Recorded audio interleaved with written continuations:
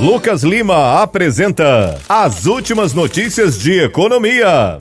Boletim Focus. Inflação sobe pela 7ª vez.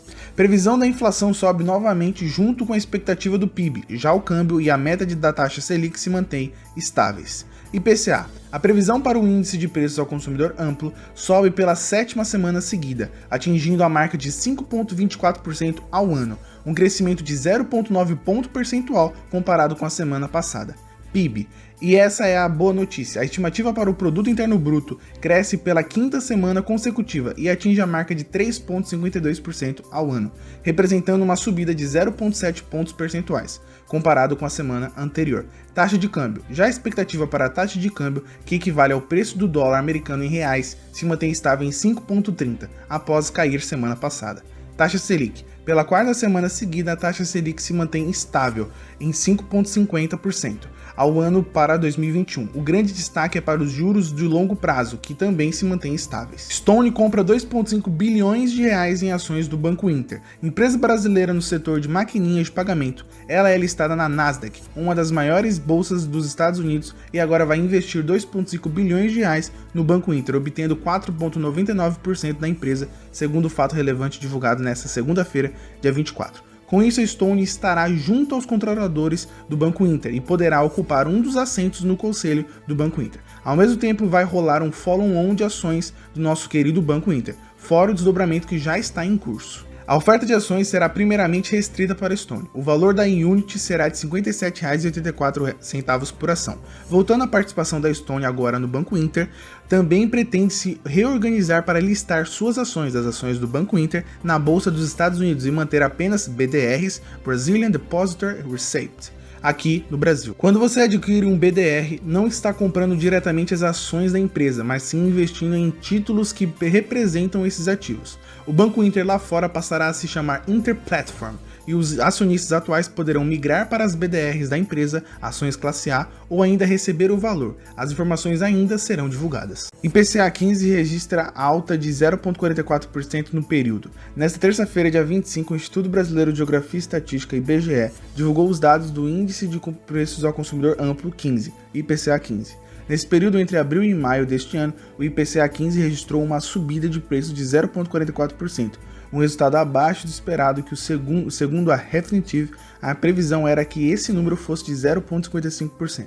Porém, mesmo estando abaixo das expectativas, a alta registrada é a maior para o período desde 2016, quando marcou uma subida de 0,86% nos preços. Outro ponto a ser destacado é que, com esse resultado, a inflação, a princípio, demonstra uma desaceleração, comparada com a alta de 0,60% no período anterior. Já o IPCA 15 acumulado chega a 7,27%, que comparado com o período anterior demonstra uma subida de 1,1 ponto percentual. Inclusive, este valor está bem acima da meta superior da inflação para o ano de 2021, que está em 5,25%. A Amazon anuncia a compra da MGM Studios. A Amazon anunciou que vai comprar a MGM Studios pela bagatela de 8,4 bilhões de dólares. Essa é a maior aquisição do grupo Amazon e coloca a companhia de vez na briga pelo topo da indústria de streaming. Pois é, além de ser um dos estúdios mais tradicionais e importantes do mundo, a MGM produz filmes como os da franquia 007, The Big Sick e Manchester by the Sea.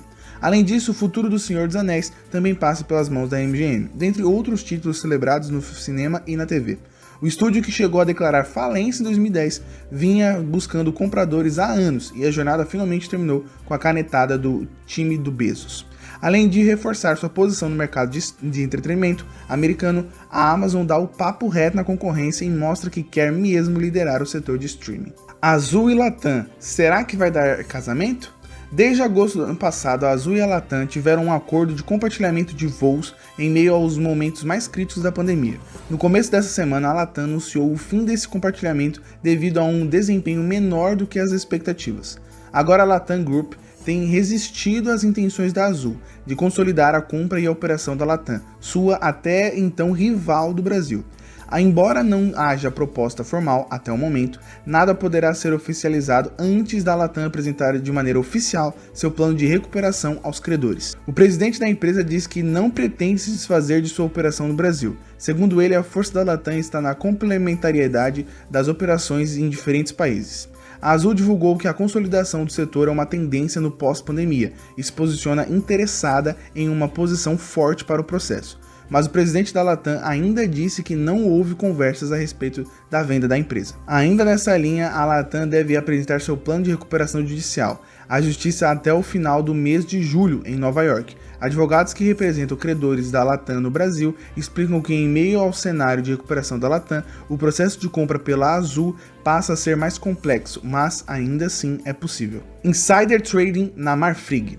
Nesta terça-feira, dia 25, a Comissão de Valores Imobiliária, CVM, acusou Marcos Molina, presidente do Conselho da Marfrig, de utilizar informações privilegiadas para se beneficiar em transações na Bolsa de Valores. E o que Marcos Molina fez? Segundo a CVM, o presidente do Conselho Frigorífica teria negociado suas ações da Marfrig momentos antes do anúncio da compra da empresa americana National Beef. Mas e agora? O processo está sendo analisado pela Procuradoria-Geral Especializada, mas segundo a apuração do Valor Econômico, a Superintendência de Processos Sancionadores, também um órgão da CVM, chegou à conclusão de que o executivo realmente estava transacionando suas ações enquanto estava em conversas com a Leucadia, ex-controladora da National Beef. Claramente, se confirmada essa afirmação, esse ato é caracterizado como insider trading, um crime. Novos dados sobre emprego. Ontem, dia 26, foi divulgados os dados do Cadget, que apresentou uma criação de 120.935 vagas formais no mês de abril deste ano.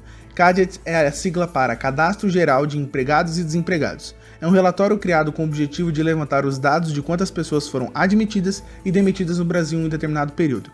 Porém, esse relatório só contempla as movimentações das vagas formais, ou seja, de pessoas com carteira assinada, vulgo CLT. Segundo o Ministério da Economia, órgão responsável pelo Cadget, mostrou que no mês passado 1.381.767 pessoas foram admitidas e 1.260.832 pessoas foram demitidas. Portanto, o saldo foi de 120.935 vagas novas criadas no Brasil em abril. Governo Central registra superávit primário de 16 bilhões de reais em abril. Nesta quinta-feira, dia 27, o Tesouro divulgou que em abril, o Governo Central, que é composto pelo Tesouro Nacional, pelo Banco Central e pela Previdência Social, registrou um superávit de 16,5 bilhões de reais, ou seja, esse é o valor em que as receitas superaram as despesas.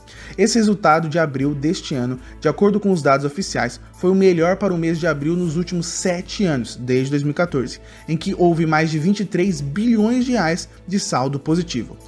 O acúmulo dos primeiros meses deste ano de 2021, de acordo com o Tesouro Nacional, é de mais de 40 bilhões de reais positivos. Em 2020, o acúmulo anual foi de mais de 95 bilhões de reais negativos, ou seja, um déficit. Ainda nesta quinta-feira, dia 27, o ministro da Economia disse que as instituições financeiras estão reavaliando suas estimativas para o crescimento do PIB, fato que contribui a favor da arrecadação de tributos, favorecendo também todo esse contexto. Inflação americana supera expectativas e bate recordes. Segundo o PCE, a inflação dos Estados Unidos registrou uma alta de 0,6% no mês de abril. Vale ressaltar que existem duas formas de analisar esse índice.